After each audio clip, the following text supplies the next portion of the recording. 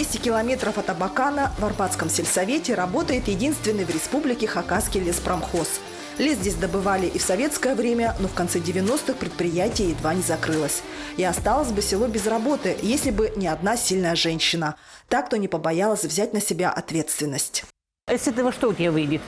2 бруса на 15. На 15 выйдет, да? Доски, кваса может. Ну, нам бы, знаешь, с тобой бы как бы уменьшить отходов.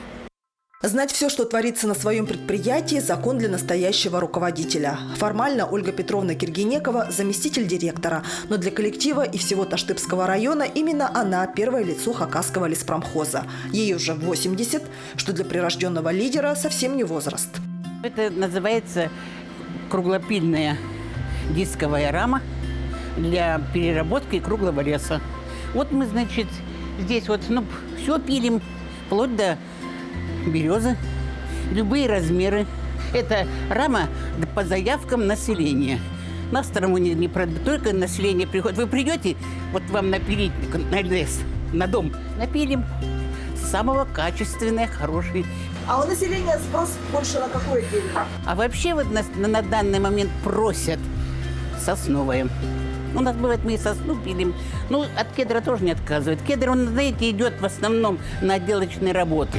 Кедр, сосна, лиственница – зеленое богатство Арбатской тайги с давних времен кормит местных жителей. Сейчас кругляк пилят на 3 рамах, а когда все начиналось, это была только Р-63, еще советского производства, доставшаяся от прежнего леспромхоза.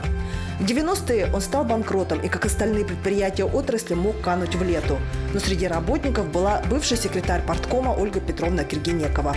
Именно ее коллектив попросил возглавить предприятие и сохранить его. Так возрождался Хакасский леспромхоз. Правда, для образования нового юридического лица пришлось добавить к известному всем названию цифру 2. Технологические дрова нам дали 7,4 кубометра, и вот с этого мы начали работать. С старого предприятия у нас 63-я рама осталась, и вот таким образом начали работать с одного трактора, который собрали из запчастей.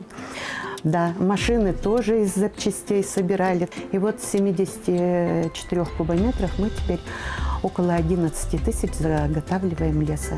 То есть этот лес мы перерабатываем и реализуем пиломатериалом. Пиломатериал реализуем по Хакасии.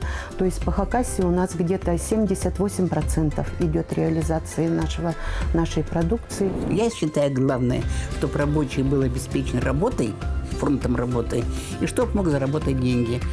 И чтобы мы могли возможность оплатить за его труд. Я в основном делаю акцент на людей. И всегда говорю, когда начинаю ругаться, я оттуда, откуда вы. Я тоже такая же деревенская, такая же из глубокой деревни. Я понимаю все беды, все желания, все эти радости людей. Конечно, она это предприятие подняла. То есть было у нас и такое, что нехватка денежных средств. Мы зарплату только начисляли на бумаге.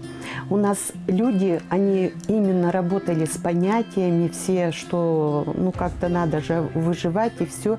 И даже вот рабочие говорили, что на бумаге написано, нам все равно выдадут.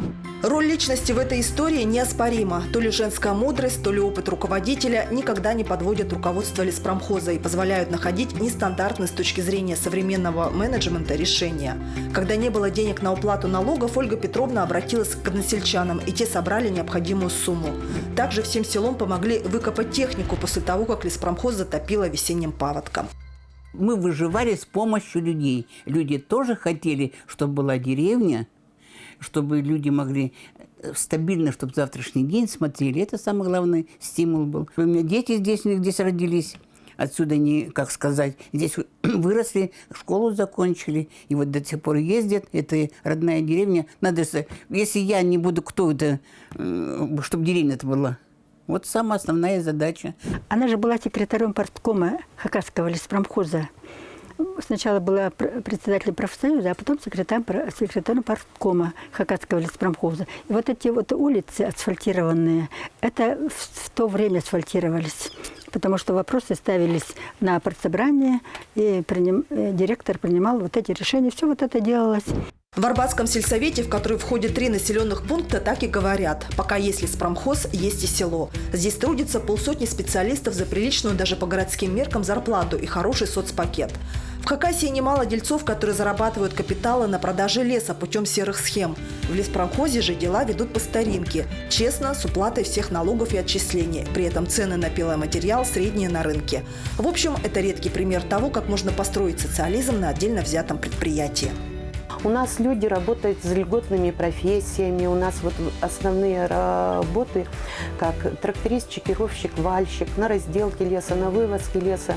Это льготные профессии. И даже вот с переходом по новому закону по выходу на пенсии, да, с увеличением возраста, наши работники идут также по льготам. Мужчины идут в 55 лет, если у них 12,5 лет имеется этого льготного стажа. Но дополнительно предприятие за льготников мы дополнительно в пенсионный фонд платим. Участники, они работают на себя. Они работают на себя, а мы предприятие. И Ольга Петровна, она у нас человек такой, она работает не для себя, она работает для людей. Неудивительно, что в леспромхозе есть целая династия, когда на работу сюда приходят дети и внуки тех, кто трудился в советское время. Вот это Сергей Степанович Сазанаков. Это, значит, он родом из Больших Арбатов. Отец работал у нас в леспромхозе. Вот это вот Попов. У него отец, правда, у нас не работал, дед работал у нас. И мама работала в леспромхозе. Ну, вот это Антон, я знаю, что отец тоже работал у нас. Это из Больших Арбатов. Вот эти... В основном все местные. Приходим на работу, она говорит: девчонки, у меня идея. Мне уже становится плохо, потому что когда у нее идея, это все надо подсчитать, все это надо обсчитать, и все это надо определить, приемлемо это для нас или нет. Леспромхоз обеспечивает село работой, отвечает за тепло в домах и вообще всегда приходит на помощь в трудную минуту. Поэтому за тем, как у него дела, следят даже те, у кого нет в семье работающих на предприятии. Леспромхоз наш имеет очень большое значение для нашего населения. И не только для нашего, а вообще для всего района. Потому что снабжает дровами, потом пиломатериалом снабжает, отходы все эти. Вот отходы, например, Ольга Петровна Киргенекова, заместитель директора, она дает людям малообеспеченным бесплатно.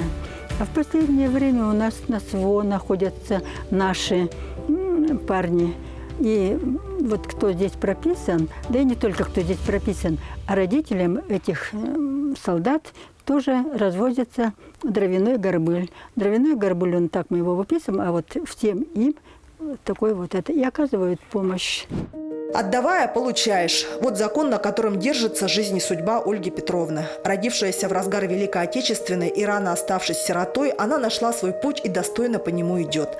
За много лет на руководящем посту она не заработала на коттеджи и джипы, но заслужила главное – уважение и почет окружающих. Оценен ее труд и на государственном уровне. Каких только наград не получила наша героиня – от страны, республики и родного Таштыбского района. Ольга Петровна, какая награда для вас самая дорогая и самая ценная? Которую мне дали, наградили в советское время с красной звездой. Так, самое ценное. Конечно, которую мне дали орден за заслуги Хакасии, тоже она очень дорогая. Но вот эта первая моя медаль, она самая дорогая.